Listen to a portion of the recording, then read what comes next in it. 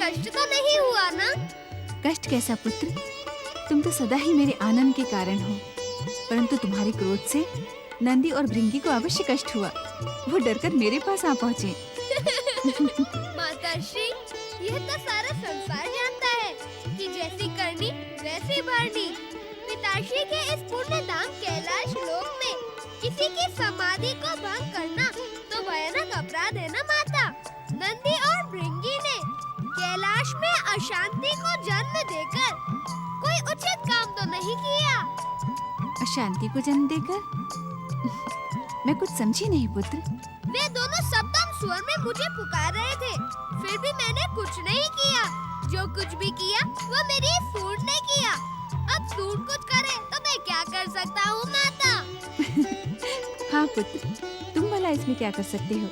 परंतु तुम मुझे ये तो बताओ, तुमने ये ध्यान समाधि लगाना कब से प्रारंभ कर दिया? जब से भैया कार्तिकेय यहाँ से चले गए, जब से मेरे साथ खेलने वाला कोई नहीं रहा, तब से माता।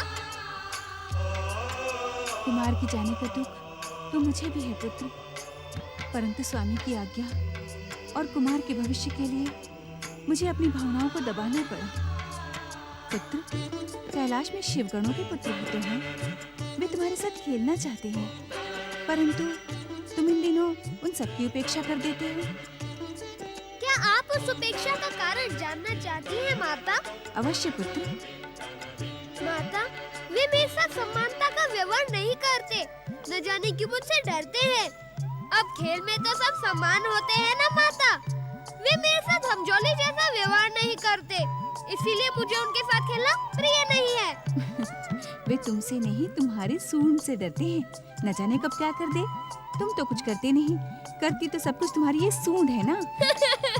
परंतु माता, मुझे खेलने के लिए ऐसा साथी चाहिए जो मुझे खेल में हराने का प्रयास करे, मुझे छकाए। अब ऐसा साथी न मिलने तक भला आनंद कैसे आएगा? तुम ही बताओ ना माता। मैं तुम्हारे अकेलेपन को समझती हूँ गजानन। क्या इसी कारण तुमने ध्यान समाधि लगाना प्रारंभ कर दिया, अथवा इसका कोई और कारण है? तुमने मुझे उत्तर नहीं दिया गणपति। माताश्री, मैं तो पिताश्री के समान लंबे समय तक ध्यान में लीन रहने का अभ्यास कर रहा था, परंतु ऐसा लगता है कि परम देव श्री महागणेश की इच्छा कुछ और ही है। बार बार मेरी ध्यान समाधि में बाधाएं पड़ रही है। माताश्री, क्या मैं एक प्रार्थना करूं? अवश्य पुत्र। क्या आप ऐसा उपाय कर सकती हैं जिससे मेरी समाधि में विघ्न ना पड़े? तुम तो स्वयं विघ्नहर्ता हो गजानन। अपने ध्यान के विघ्नों को अपनी इच्छा से नष्ट कर सकते हो। कर तो सकता हूँ माता, परंतु उस उपाय से किसी और को कष्ट पहुँचे, यह भी तो उचित नहीं है। बेचारे नंदी और भृंगी भयभीत होकर भाग गए। अब मैं क्या करूँ माता? जो कुछ करना है फिर कर लेना। ध्यान के लिए तो तुम्हें अनेक अवसर मिलेंगे पुत्र। इस समय तुम मेरे साथ चलो। मैंने तुम्हारे लिए स्वादिष्ट मोदक बनाकर रखे हैं, और मैं ये भी जानती हूँ पुत्र कि श्री महागणेश तुम्हारी ध्यान समाधि पूर्ण क्यों नहीं होने दे रहे। क्यों माता? क्योंकि परम देव जानते हैं कि उनके अवतारी गौरी पुत्र अपनी भूख पर नियंत्रण नहीं रख पाते। नहीं माता, मैं पिताश्री के समान अपनी भूख को लंबे समय तक रोक सकता हूँ। इस समय भी मैं आपके साथ मोदक खाने के लिए नहीं जाऊंगा, ध्यान समाधि लगाऊंगा। क्या तुम्हें भूख नहीं लगी पुत्र? भूख से ध्यान का महत्व अधिक है माता। परंतु तुम्हारे लिए ध्यान से अधिक भूख महत्वपूर्ण है, और तुम्हारे पिताश्री के लिए ध्यान का महत्व अधिक है। भूख तो मुझे लग रही थी माता, परंतु अभी अभी समाधि में मैंने जो कुछ भी देखा उससे मेरी भूख समाप्त हो गई माता। ऐसा क्या देख लिया तुमने ध्यान में? मैंने देखा कि परम देव श्री महागणेश के महत्कट अवतार की माता देवी अदिति पुत्र वियोग में आंसू बहा रही हैं। मुझसे उनका दुख नहीं देखा गया। तुम तो जानती हो माता कि परम देव श्री महागणेश के समान किसी के बहते हुए आंसू नहीं देख सकता। गजानन, तुम कहीं मुझे छोड़कर वहाँ जाने की तो नहीं सोच रहे हो? तुमने पहले भी ऐसा किया था, क्या फिर? तुम दुखी न हो माता, मैं ऐसा कुछ भी नहीं करूँगा जो तुम्हारी इच्छा के विरुद्ध होगा। मैं कहीं नहीं जाऊँगा, चाहे देवी अदिति कितने भी आंसू बहाए, क्योंकि मैं जानता हूँ कि पुत्र के लिए तो सभी माताओं का दुख एक समान होता है। परंतु तुमसे तो किसी के आंसू देखे नहीं जाते। यही तो धर्म संकट है माता। यदि माता अदिति का दुख दूर करने जाऊंगा तो तुम्हारे आंसू बहेंगे, यदि नहीं जाऊंगा तो उनके आंसू बहेंगे। अब मैं इस धर्म संकट को परम देव श्री महागणेश की इच्छा पर छोड़ देता हूँ। वे जो उचित समझेंगे वही करेंगे। यही उचित होगा पुत्र। माता, अभी मैं कुछ समय और ध्यान करना चाहता हूँ। भूख तो मुझे लग नहीं रही है। अब आप कृपा करके मुझे कुछ समय तक अकेला छोड़ दें।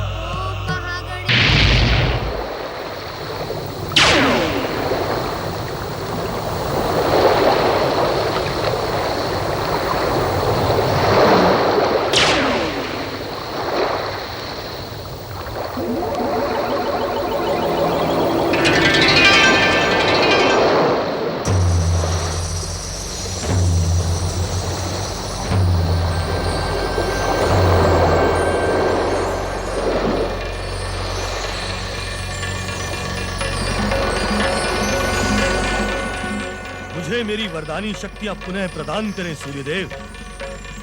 मयूरेश्वर श्री गणेश के प्रहार से अचेत होकर मैं पाताल लोक में धंस गया था। अब आपकी कृपा से ऊपर आ गया हूँ। मुझ पर कृपा करें सूर्यदेव। मेरी वरदानी शक्तियां प्रकट करें सूर्यदेव।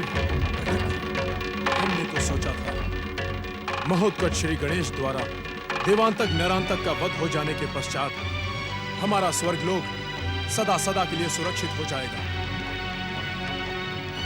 परंतु दुर्भाग्य हमारा पीछा नहीं छोड़ रहा है। आप सत्य कह रहे हैं देवराज। इस दुष्ट सिंधु का पाताल से उभर आना हमारा दुर्भाग्य ही तो है। परंतु आश्चर्य की बात तो ये है देवराज कि मयूरेश्वर श्री गणेश के हाथों इस दुष्ट का वध हो गया था। ये पुनः जीवित कैसे हो गया? कहीं यमराज के लेख में कोई भूल तो नहीं हो गई? मयूरेश्वर के प्रहार से कोई जीवित तो नहीं बच सकता? भूल यमराज के लेख में नहीं, हमारे सौभाग्य में। अब ये दुष्ट पुनः सूर्यदेव से शक्तियां प्राप्त कर अपना उपद्रव प्रारंभ करेगा। नहीं पवनदेव, अब हम इस दुष्ट को उपद्रव करने का अवसर ही नहीं देंगे। अर्थात ये दुष्ट सूर्यदेव से शक्ति प्राप्त करे उससे पहले हमारी दिव्य शक्तियां इसे यमलोक पहुंचा देंगी। यही उचित होगा देवराज। इस दुष्ट को समाप्त करने में हमें एक क्षण भी व्यर्थ नहीं करना चाहिए। आज्ञा दें देवराज, हम अपनी दिव्य शक्तियों से इस दुष्ट को समाप्त कर देंगे। मुझे मेरी वरदानी शक्तियां पुनः प्रदान करें सूर्यदेव। दैत्यवीर सिंधु, दैत्य जाति के आराध्य भगवान शिव शंकर की कृपा से तुम मयूरेश्वर के भयानक प्रहार से जीवित तो बच गए हो। ये दैत्य जाति के लिए शुभ संकेत है। अपनी वरदानी शक्ति तुम फिर से पुनः प्राप्त कर सकते हो। ये आप क्या कह रहे हैं दैत्य गुरु? दैत्य गुरु की वाणी पर विश्वास रखो उग्रा पुत्र। अपनी शक्ति को पहचानो सिंधु। किस शक्ति को पहचानूं दैत्य गुरु? मयूरेश्वर के प्रहार से मेरी सारी शक्तियां नष्ट हो चुकी हैं। मूर्खतापूर्ण बातें ना करो सिंधु दैत्य। इससे पूर्व भी तुमने हमारी बात को अस्वीकार करते हुए हम दैत्यों के आराध्य भगवान शिव शंकर पर आक्रमण किया था और उनके पुत्र मयूरेश्वर के हाथों बुरी तरह आहत हुए थे। तनिक सोचो सिंधु दैत्य, मयूरेश्वर से आहत होने के पश्चात भी तुम जीवित हो। बता सकते हो क्यों? क्यों दैत्य गुरु? क्योंकि सूर्यदेव के वरदान से तुम्हें एक ऐसी वस्तु प्राप्त हुई है जिसका तुम्हारे साथ परिचय नहीं है। हम तुम्हारा परिचय उस वस्तु के साथ करवाना चाहते हैं और तुम्हारे अंदर सोई हुई शक्ति को जागृत करना चाहते हैं। आश्चर्य है दैत्य गुरु, मैंने आपकी आशाओं को अपमानित किया, आप पर और दैत्यों के आराध्य शिव पर आक्रमण भी किया, फिर भी आप मेरा भला करना चाहते हैं, मेरी शक्तियों को जगाना चाहते हैं। क्योंकि हम दैत्य और दैत्य जाति के हित चिंतक हैं। दैत्य, असुर और राक्षसों के एकमात्र गुरु हैं। उनके उत्थान का अवसर देखकर हम अपना मान सम्मान सब भूल जाते हैं। आप महान हैं दैत्य गुरु, परंतु क्या दैत्यों के आराध्य भगवान शिव अपना अपमान भूल जाएंगे? क्या वो मेरे अपराध को क्षमा कर देंगे? भूल जाएंगे नहीं सिंधु दैत्य, वे भूल चुके हैं। उन्होंने तुम्हें क्षमा कर दिया है। ये आप कैसे कह सकते हैं दैत्य गुरु? इसका प्रमाण यही है कि तुम जीवित हो। अब एक क्षण का भी विलंब न करो, शीघ्र स्वर्ग और पृथ्वी पर आक्रमण करके दैत्य साम्राज्य का ध्वज फहराओ। वरदानी दैत्यवीर सिंधु, सूर्य देव ने वरदान देते समय तुम्हें एक अमृत कुंभ प्रदान किया था। अमृत कुंभ? ये क्या होता है दैत्य गुरु? अमृत पीकर कोई भी प्राणी अमर हो सकता है। तुम जब भी उस अमृत कुंभ को पुकारोगे, वो तुम्हारे उदर से बाहर आ जाएगा। उस अमृत का पान करते ही तुम सदा सदा के लिए अमर हो जाओगे। ये दैत्य गुरु शुक्राचार्य क्या कहने देवराज? शुक्राचार्य असत्य नहीं कहते देवराज। हमें इस दुष्ट को अमृत पीने से रोकना होगा। शुक्राचार्य के होते हुए हम उसे रोक नहीं सकते। शुक्राचार्य की तप शक्ति हमें सिंधु से पहले ही पराजित कर सकती है। तो हमें क्या करना चाहिए देवराज? मेरे समान अपने दुर्भाग्य को देखो देवताओं। विलंब न करो सिंधु, दुष्ट देवता तुम पर घात लगाए हैं। यदि मैं तुम्हारे समीप न होता तो वे तुम पर प्रहार करने में तनिक भी विलंब न करते। शीघ्र ही अमृत कुंभ को पुकारो। सूर्यदेव के वरदान से अमृत कुंभ प्रकट हो। सूर्यदेव के वरदान से अमृत कुंभ प्रकट हो।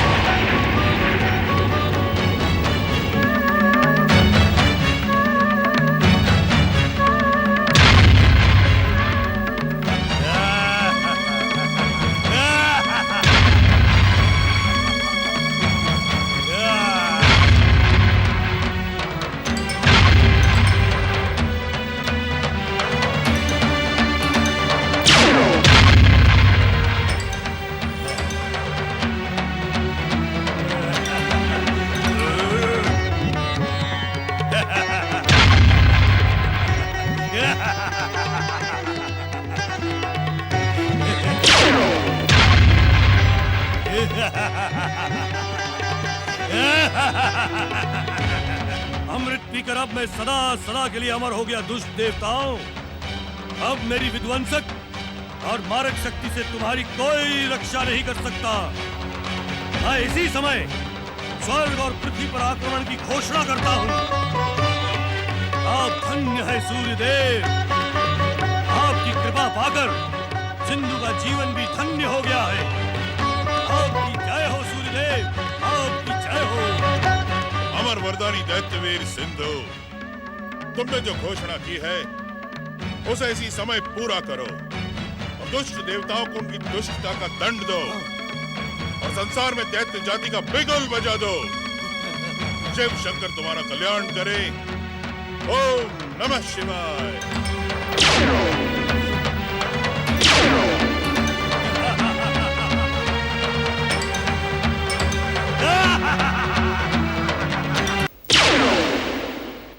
सूर्यदेव शीघ्र प्रकट हो।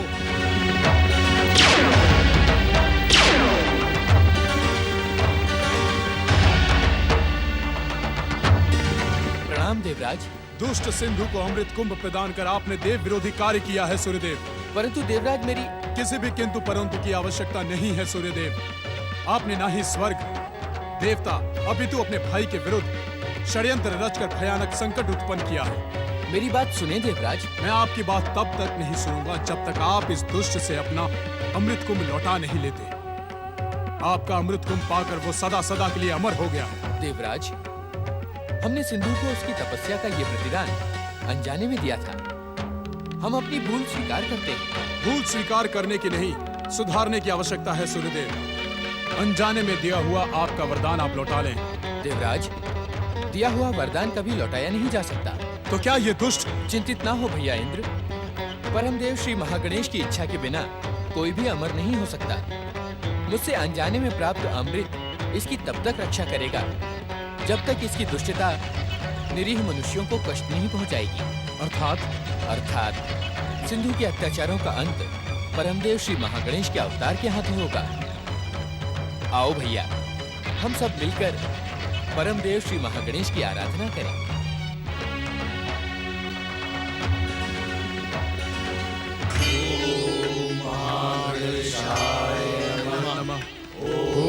महागणेशाय नमः। ओम परम देवाय नमः। ओम विश्ववदाय नमः। ओम महागणेशाय नमः। ओम परम देवाय नमः। ओम विश्ववदाय नमः।